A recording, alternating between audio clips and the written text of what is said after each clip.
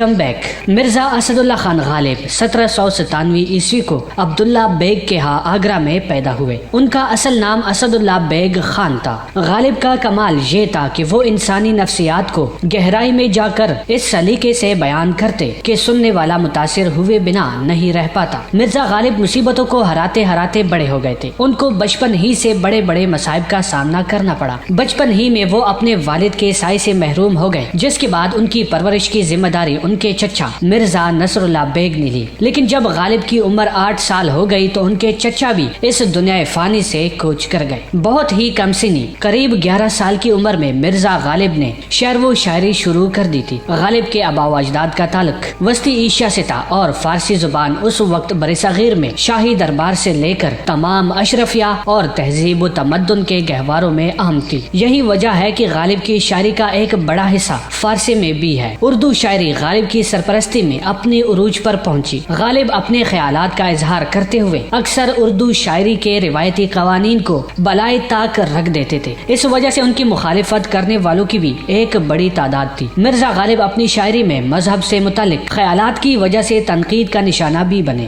ان کا زمانہ بڑے شورش کا زمانہ تھا۔ انہوں نے مسلمانوں کی ایک عظیم سلطنت کو برباد ہوتے ہوئے اور باہر سے آئی ہوئی انگریز قوم کو ملک کے اقتدار پر چاہتے ہوئے دیکھا۔ غالباً یہی وہ پس منظر ہے جس نے ان کی نظر میں گہرائی اور فکر میں وسعت پیدا کی۔ جب ان کے سر سے اپنے والد اور چچا کا سایہ اٹھ گیا تو یتیم اور بے آسرا بچے کو نواب احمد بخش خان نے ان کے خاندان کے لیے انگریزوں سے وظیفہ مقرر کرا دیا۔ 1810 عیسوی میں 13 سال کی عمر میں ان کی شادی نواب احمد بخش کے چھوٹے بھائی مرزا الہی بخش خان کی بیٹی امرا بیگم سے ہو گئی۔ شادی کے بعد انہوں نے اپنے آبائی وطن کو خیر باد کہہ کر دہلی میں مستقل رہائش اختیار کر لی۔ شادی کے بعد مرزا کے اخراجات میں اضافہ ہوا، جس کی وجہ سے ان کو مالی مشکلات کا سامنا کرنا پڑا، یہاں تک کہ ان کو قرضے لینے پڑے اور دن بہ دن قرضوں کا بوجھ بڑھتا گیا۔ ان مالی مشکلات سے چھٹکارا پانے کے لیے انہوں نے قلعے میں ملازمت اختیار کر دی۔ 1850 عیسوی میں بہادر شاہ ظفر نے مرزا غالب کو نجم الدولہ دبیر الملک نظام جنگ کا خطاب عطا کیا اور خاندان